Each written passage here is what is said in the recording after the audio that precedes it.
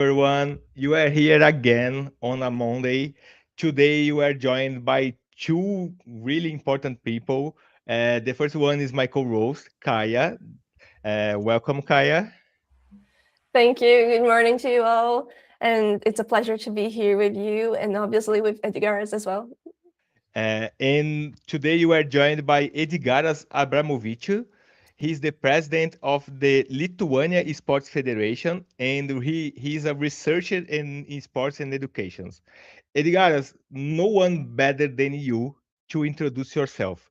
First of all, I would like to thank you for the time and answer for me who is Edgaras and how he started in a world of esports.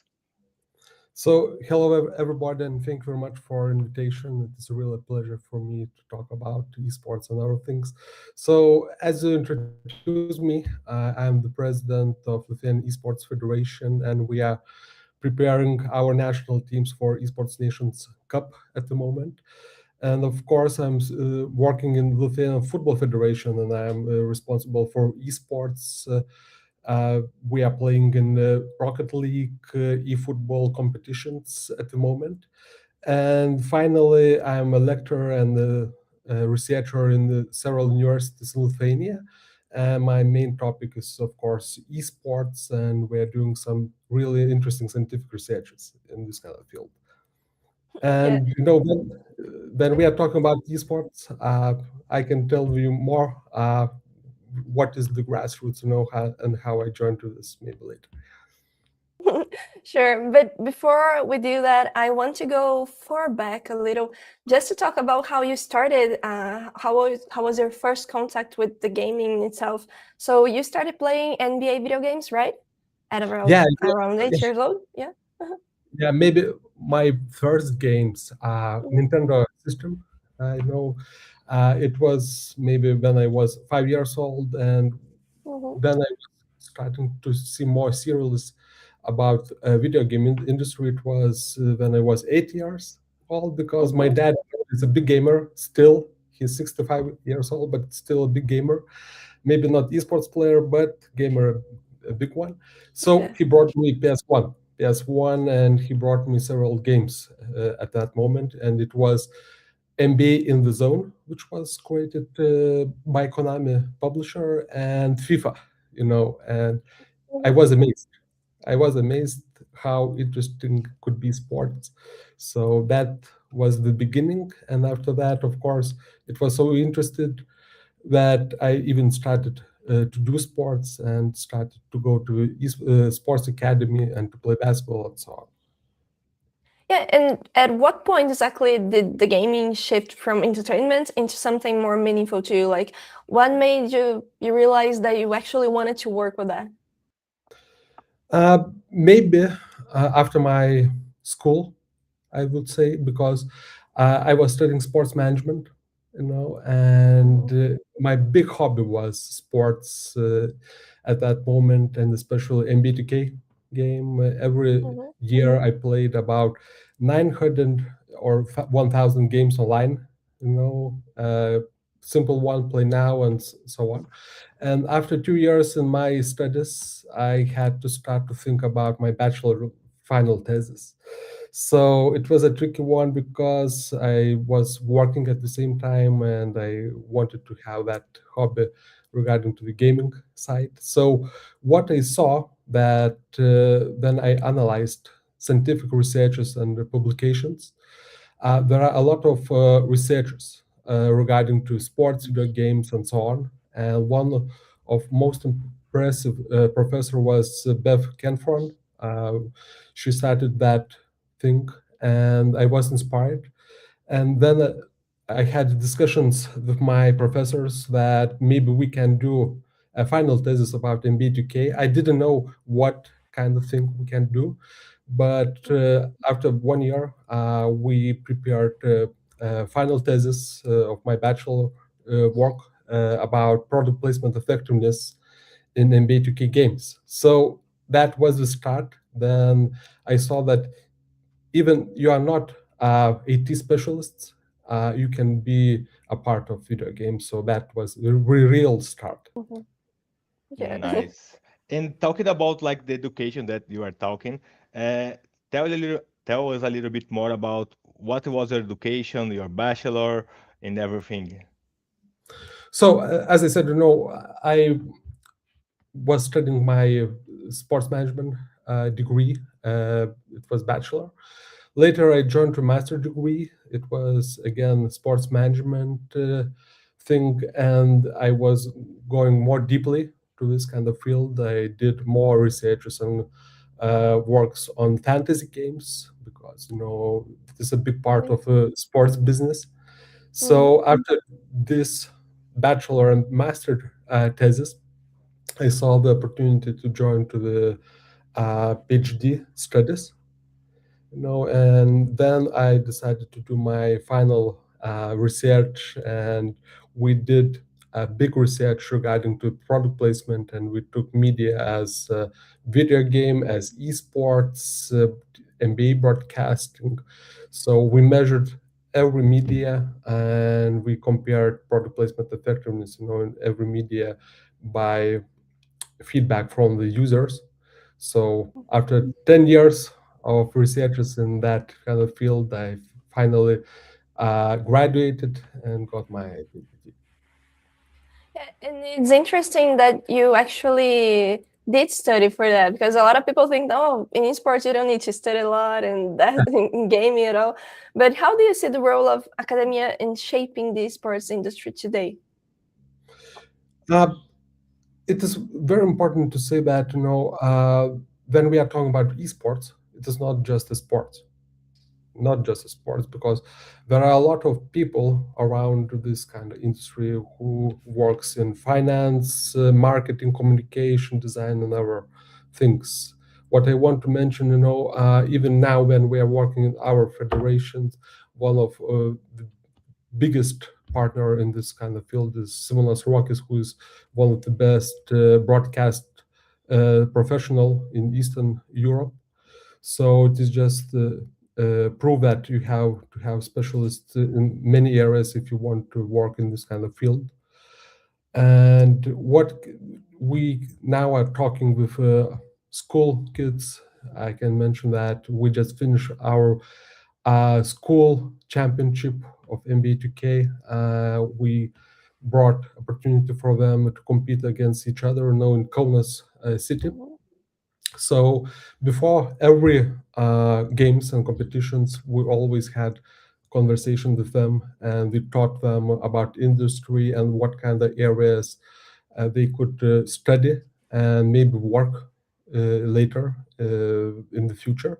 Because what we wanted always to mark that, look, gaming is one thing, and you can be the Mhm. professional gamer and one of the best, but at least now there are only few spots where you can really live from the esports, if you are Yeah. Mhm. the greatest one. But if you want to have sustainable place and to work more years, you have to have some kind of specialist. Nice. And I met Kaya, I think I was at SPM, right? And I was Mhm. working at university scene in that time. So I really understand how important is this opportunity to show the students. For you, what was the key insight that you get in your research for the PhD? What was like the things that you learned today that say, oh my god, thanks god I learned that in the academic structure because now I'm using in my real life.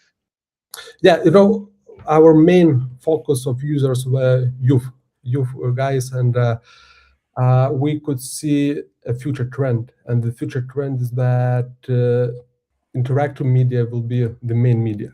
And as we can see, esports at the moment has, i don't I can't say that it is a first or second stage, but then everybody is talking about EA, artificial intelligence and so on. We passed this kind of thing because for many years we played against artificial intelligence, and now we are celebrating the opportunity to play video games against each other. So this third part maybe could be that interactive media. And my thing is that maybe later social media won't be so popular, like reels and so on.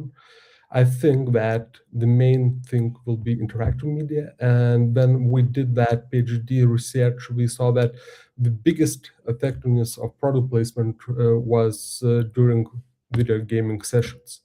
So that was the main thing what we saw now, and I think that it is a future for nearest time. That's actually very interesting, and I kind of agree with you.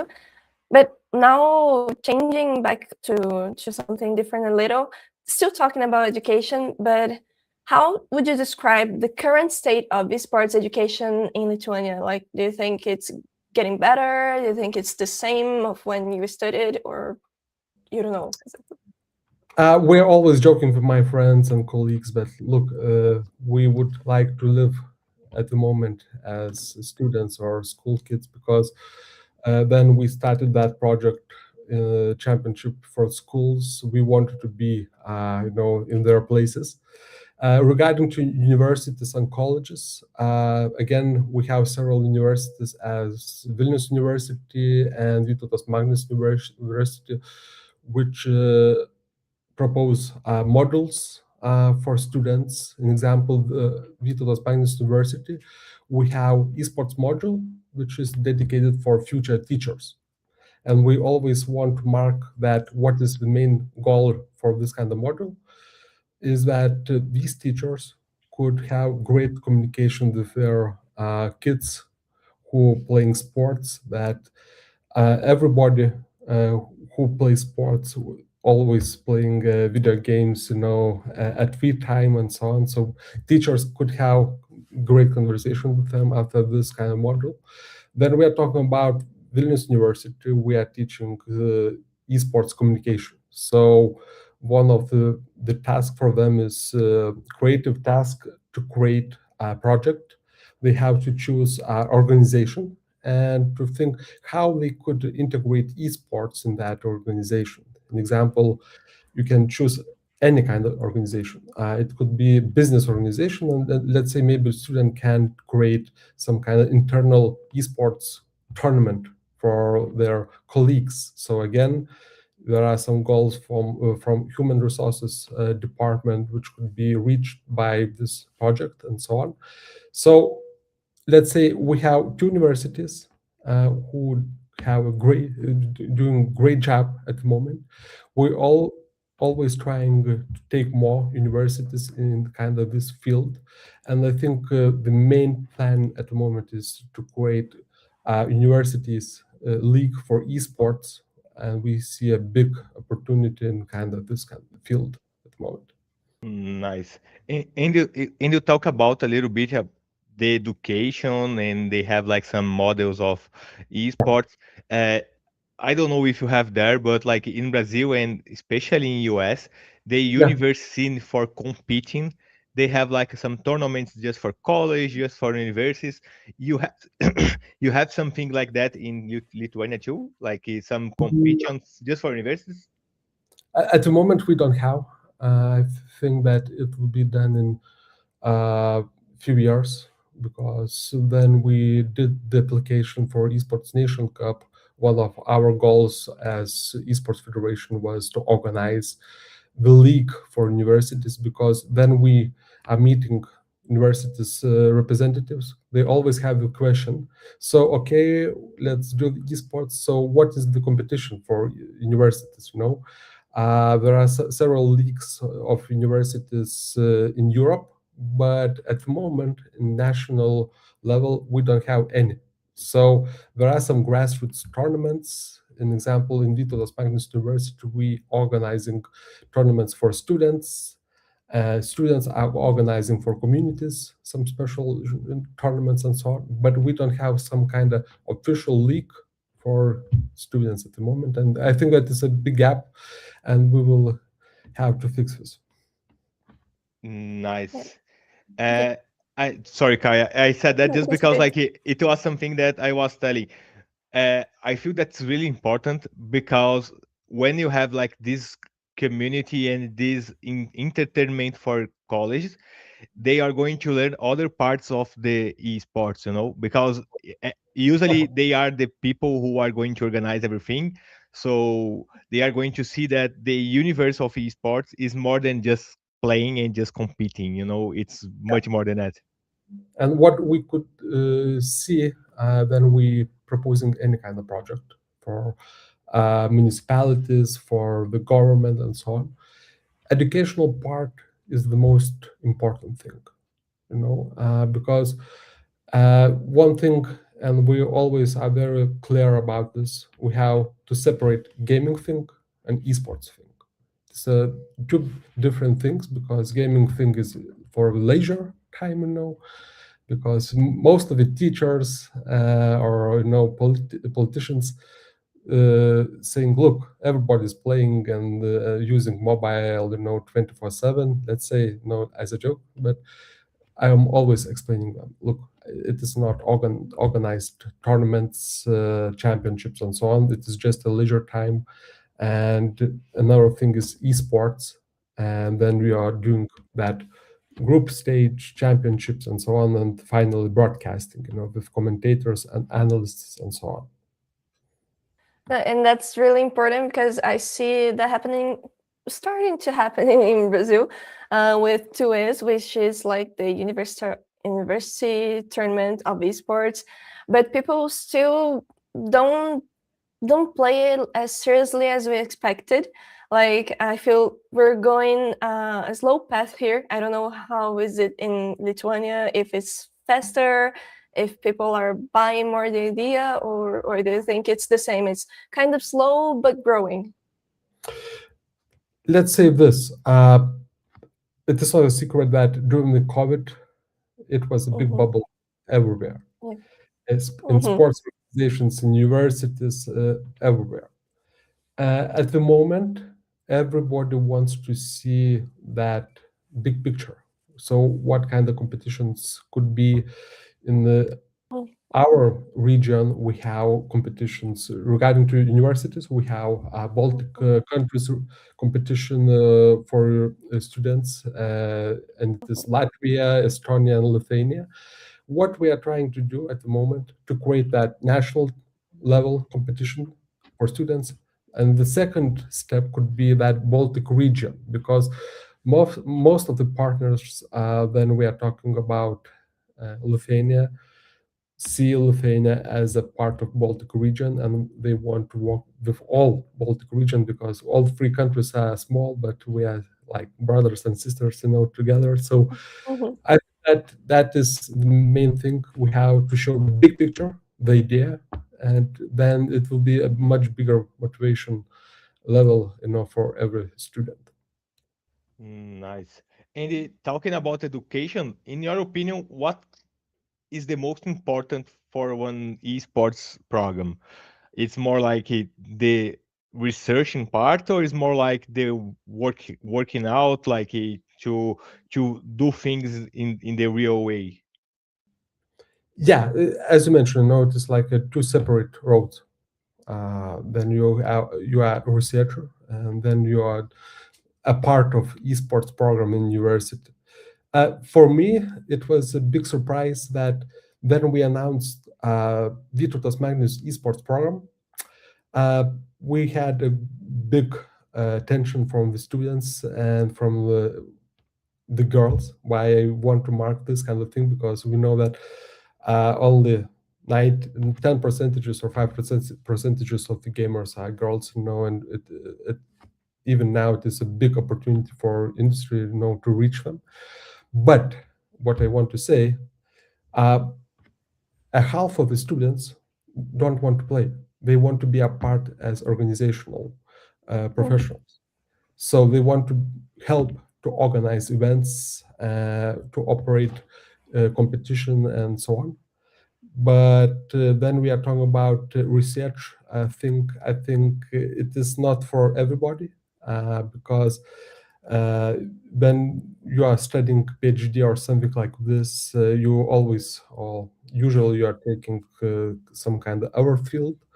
So I think that the second or third man to find who is doing esports research in Baltic region. Maybe it is possible, but in Lithuania, I think that we still have to wait for this kind of thing. I can see that in Europe we have a great community of academia of esports, but at least now in Baltic region there are not a lot. Uh, we have here in Brazil one researching about everything in gaming and esports. The name is PGB. Every year he said like a lot of things, like a lot of insights about the esports and game scene. And if I'm not crazy, 2 days ago, the research about 2026 came like alive. And in Brazil, 51% of the gamers are women. Wow, really? Yes, Nice. 51%. And if I'm not crazy, 57 are mobile gamers. It was Ah, something like that. Yeah, Me yeah. too. She's part of this research. She's a woman and she plays mobile. She's like the Yeah. whole thing. Yeah. And talking about your experience, like, can you tell me a little bit more about your experience working at esports agents? What are your main responsibilities? What you do in your daily work? yeah. So as I said, I'm working with both federations. It's football and esports. So regarding to football federation, I joined in 2019, and my main role is to be a head of esports and gaming side. And well, most of people know what is esports. Let's say at the moment, and these days in 2018, it wasn't so. Uh, old thing and so on. But my daily job is to prepare national teams for FIFA competition. And also we organize in Lithuanian Esports Championship in the partnership with Electronic Arts.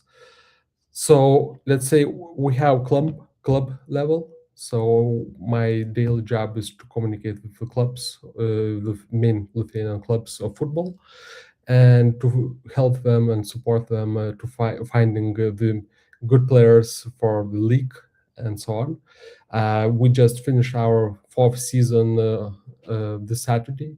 So our main player is Domas Burba. He will play in E-Champions League and in World Cup, I think. Yeah, in World Cup playing stage. So that is one thing. And also we are working with national teams. So as I mentioned, Rocket League. Tomorrow, yeah, we will start our competition in this kind of field.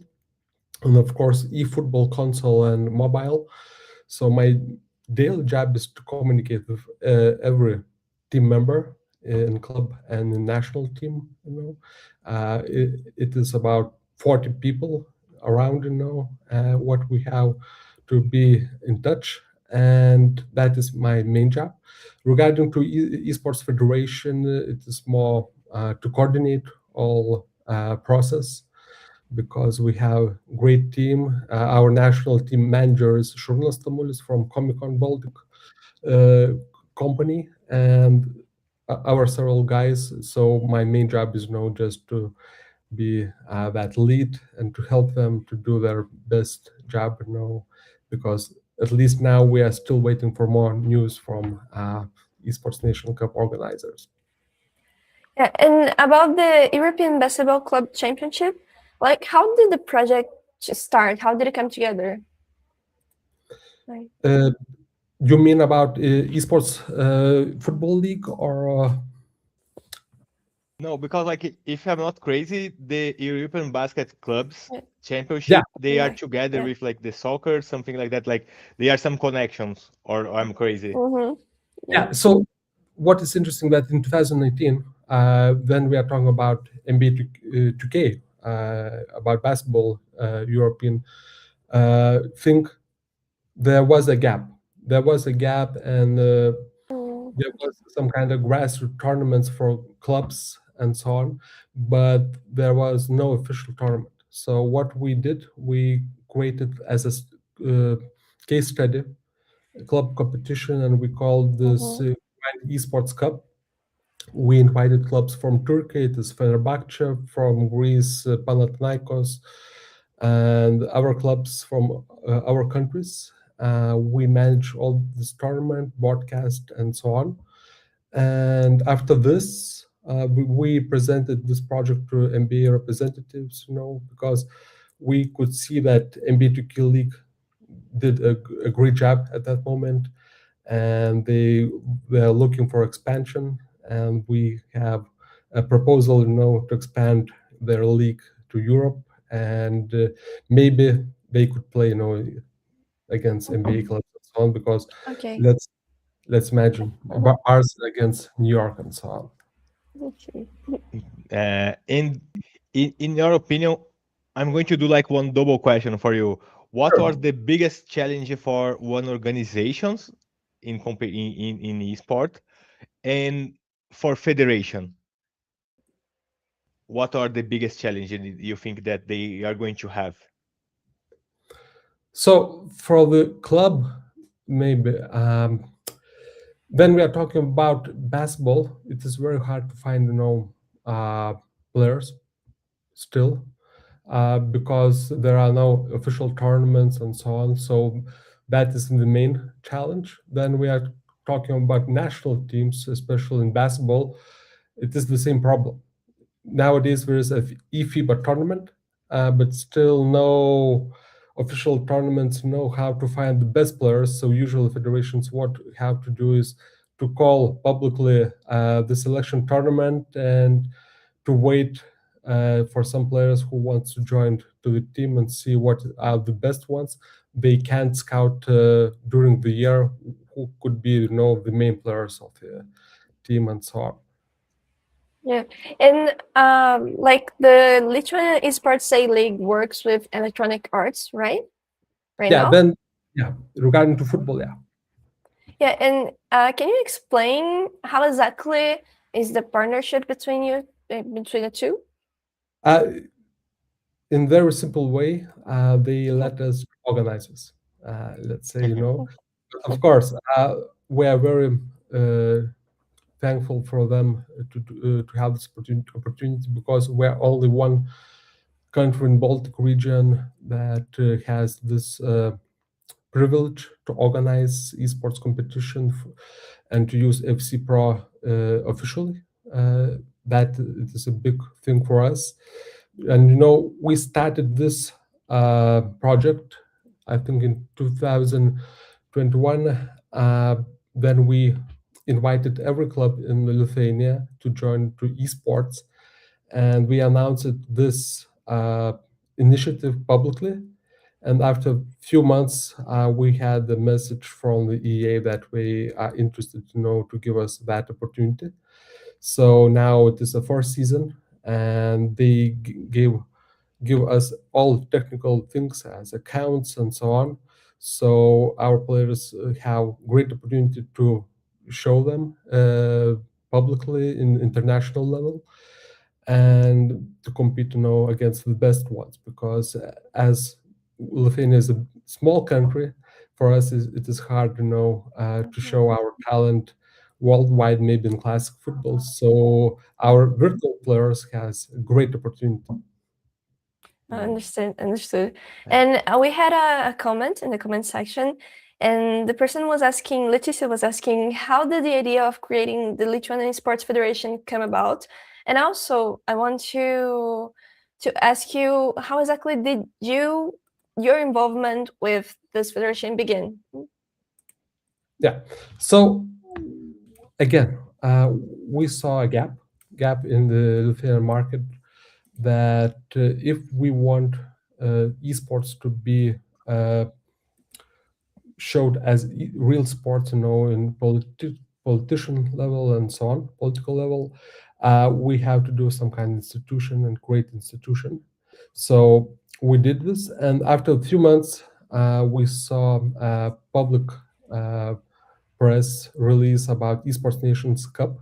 So my colleagues Simonas Rokis and Nikas Polyanskas called all group, and we have a deal that we have to apply for this opportunity together.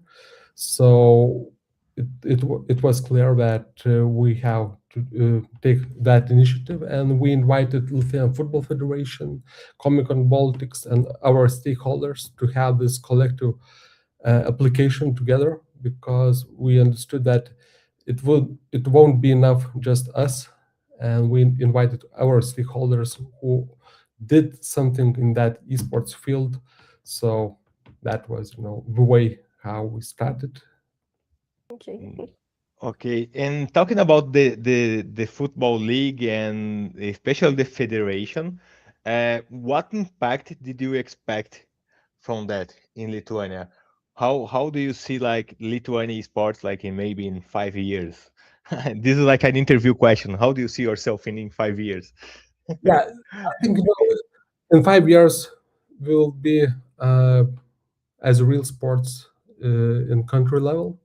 I really believe it, because when we talked about esports for 10 years and so on, our main user, our main kid who was watching, esports and these competitions were really small teenagers in fifth grade, sixth grade, and I think that nowadays all audience just grow up together with us. So in 5 years, it will be legit sports, and what I mean that maybe government will show some attention to this and so on.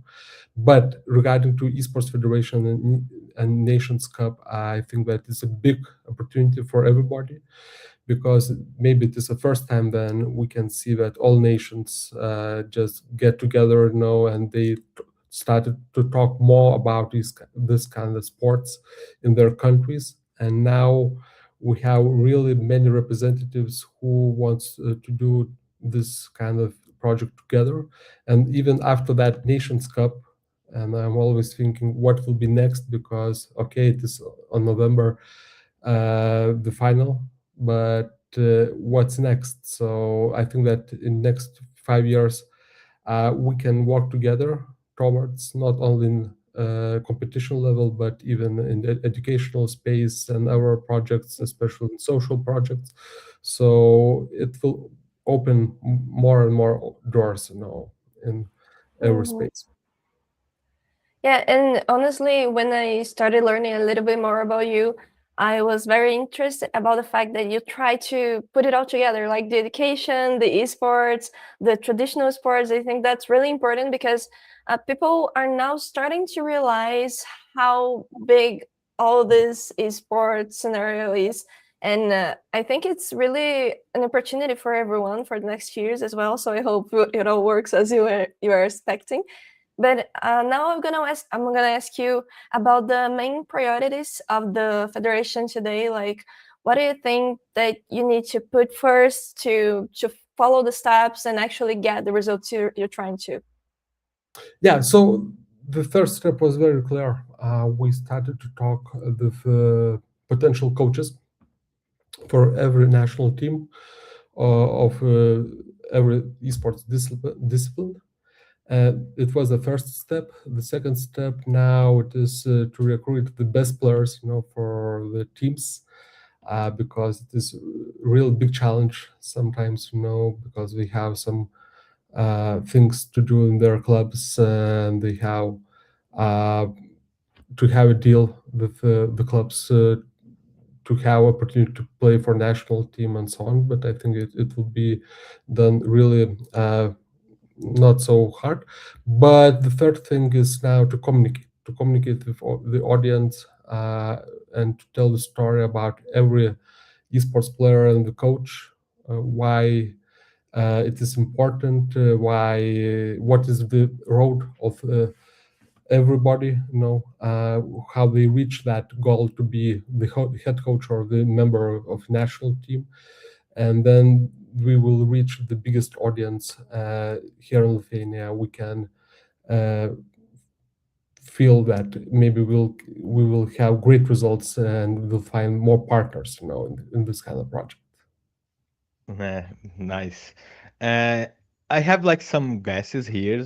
They have some projects about traditional sports in a way of esports. For example, I have a guest here. He was the CEO of a company in the VR that the Mhm. game is like for tennis, the traditional one. How do you see that in countries like Europe or countries from Europe, and how do you see this involvement of traditional sports in the model of esports? Like for example, in Australia, cycling e-cycling is really famous there. They have like some competitions. I think it's because it's too hot, so they are really famous there. How do you see that, like traditional sports in a way of e-sports? I was always in the tricky situation because when I was working in sports organization and I'm still working in sports organization, I always tried to bring esports to that organization. But when I was a part of esports, I always tried to push sports, in this industry. So, on my opinion, maybe it is a good way to start with kind of esport competitions for Olympic games, and they did some kind of pilot competition, and they used cycling and other physical activity esports games as dancing and so on. But at the moment, it is really tricky one to say what is the future for these kind of games. I have many questions from our federations what they can do now in baseball, in ice hockey, and they are lucky because they have their own game. But when we are talking about these kind of things, what you are telling, I think that maybe it is a way for the Olympic Games to do something. But regarding to that, let's say traditional esports, it is still a tricky one, and it is a very tricky one to say something what will be the future.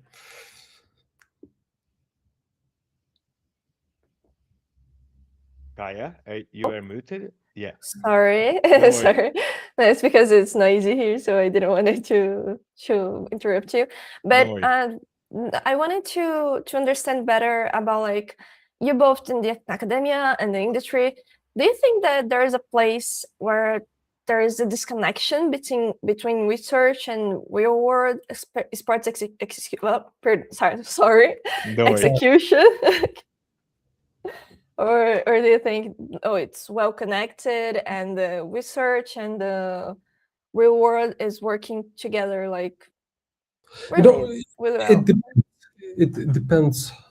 Uh, in several universities, we didn't hear any kind of feedback about esports when we proposed them, to do modules or some kind of programs and so on. Then we are talking with municipalities representatives. Again, sometimes when we propose Counter Strike or our games, fantasy games, they don't want to hear about this one, and they just want to organize these kind of sports video games competition, FIFA, uh, NBA 2K, and so on.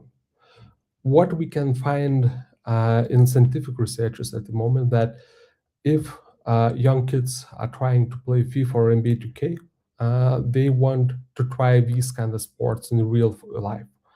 So usually, older, let's say people, or maybe not so included in esports or video games, always firstly wants to start some kind of thing with sports video games.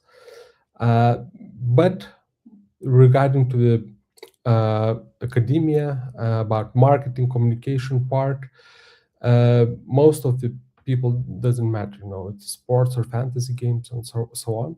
The main focus is what kind of skills we can to teach students from this experience, because then we are talking about esports studies or science.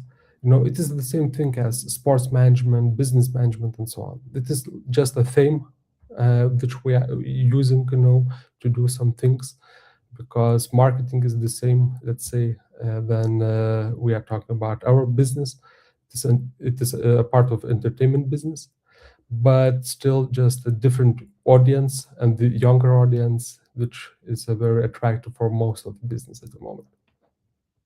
Yeah, and talking about like more competition way, you are going to have now like the EWC Nations, the World Camp, and we are talking about like in North that the Federation of Lithuania is going to represent Lithuania, right? How was that? How you apply? How was getting some good news that you are the representative of that? First of all, we were really happy, very happy, for one day. For one day, because the second day we started to work really hard, because it is a very big responsibility. Everybody is looking to us and watching us. What is the next step? But as I said, in the beginning, we applied for this competition, and we are looking forward as a platform to unite all community in Lithuania for the one goal, because then we had national teams for sports games, as basketball, football. Yeah, it is good, nice, but still the most popular games are Counter-Strike, League of Legends, and most of the esports community couldn't relate to these national teams.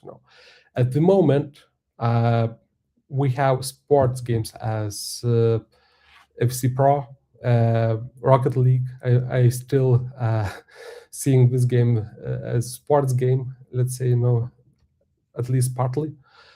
So we can unite all different audiences in this kind of project. And of course, I'm really glad that we have a big team who started as volunteers, and we are having the same goal at the moment. And especially big thanks, to my team, as I mentioned, Šarūnas Tamulis, Simonas Rokis, Mikas Poljanskas. So, yeah, that is thing now. Every week we have different tasks to do, and we are looking forward for qualification tournaments, for our team. And how big is your team right now, like nowadays? Regarding to Esports Federation, we have about 10 people, and we have real many people from different areas. And what I mean, we have several lecturers from our universities who are into esports. We have several guys from media agencies.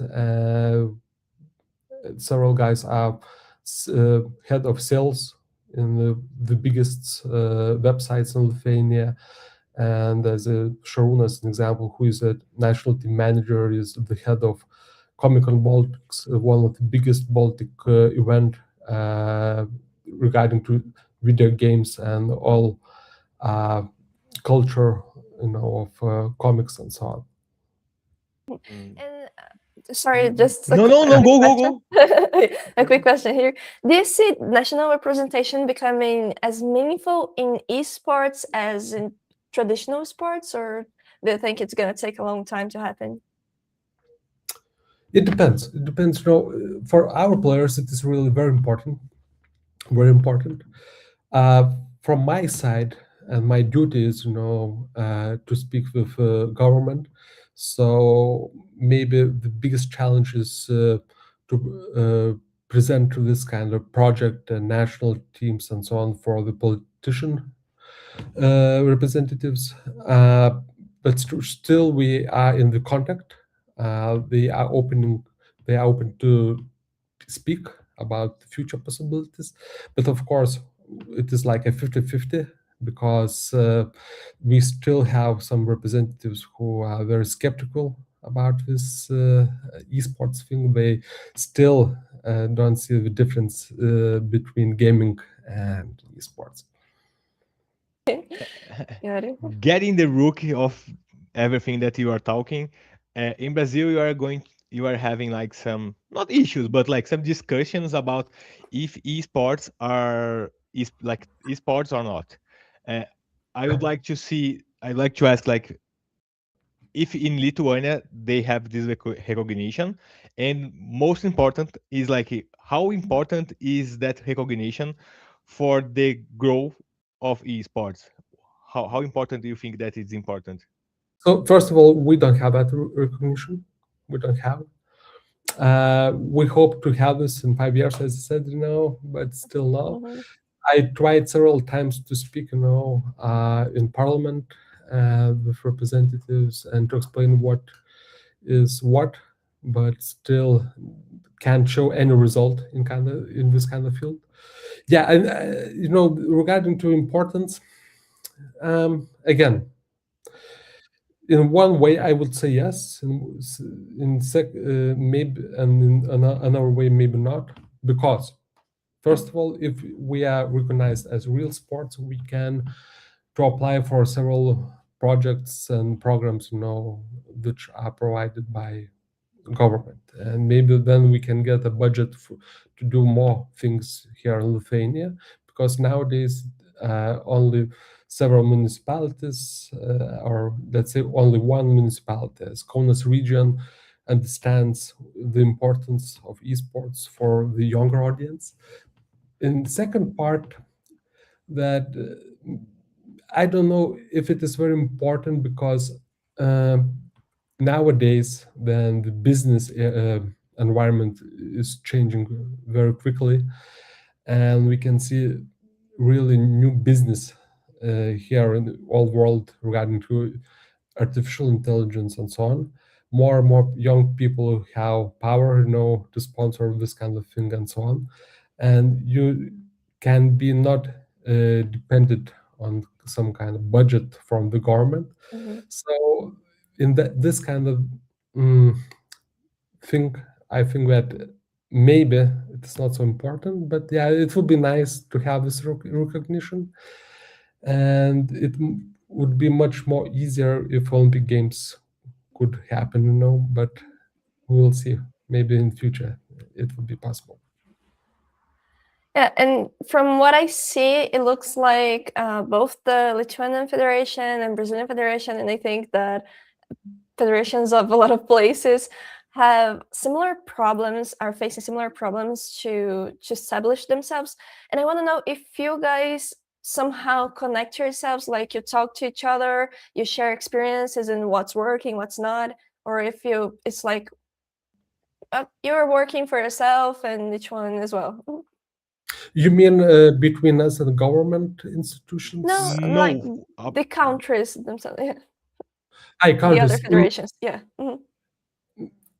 It is very fresh project, and Mhm. let's say example, USA, they just announced their initiative, and that initiative, Mhm. USA Esports, just won that application too. So Mhm. we are just few months in this project, but then we are talking about partnership between countries. I can mention football example, because it is much older project. FIFA is Yeah. doing great job for 15 or 20 years, at the moment in esports field. So we have great partnership with Spanish, French, and Polish football federations. They are doing great job. They have great market, regarding to football esports. So we usually talk with each other, and also had an opportunity to visit these countries and their Mhm. federations. They are glad, to show their job and their experience. And I think that it will be something similar in near future Yeah, thank you. regarding sports Mhm. federations. Okay, thank you. Mhm. and talking a little bit more about like advices you can give for people. First of one is, what, in your opinion, what is the non-negotiable skills that someone need to have today that if they want to work in a esports scene? I'm getting these messages in LinkedIn and other social media, because young guys really want to be a part of this industry, and it's not a secret that it is a really attractive one. And 20 years or 15 years ago, everybody wanted to go to the basketball or football industries and still wants, but now the esports maybe is in the front line in most wanted to know places to work.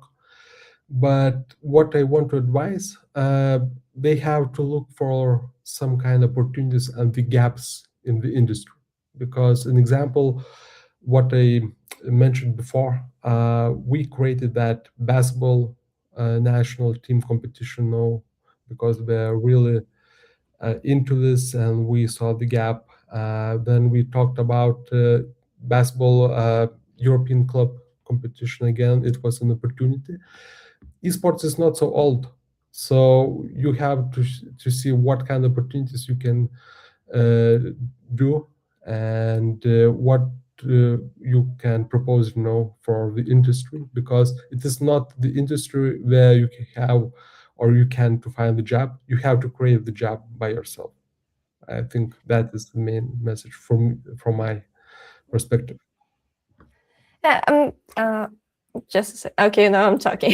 No, just Yeah. to know, like, I think it's going through the same logic of a question, but how can someone stand out in such a competitive and global industry? Like someone who actually wants to play or who wants to be in the industry, how they can stand out? What could they bring that's going to be valuable somehow? So we are all having access, to social media platforms. So first of all, maybe you can create some kind of vlog, podcast. It is like a first step, to learn from the best ones. So you can invite people, to your podcast and so on. So it is a media thing. If you want to have opportunity to show your skills, for national teams and so on, now it is a platform. You can get all contacts, in Esports Nations Cup, and you can spam, let's say, all countries, and to show your best skills, not in sports field, I mean, sports way, but even in your communication, marketing area, and so on. You have to be proactive. There is no another way. You have to be proactive and not afraid to get no.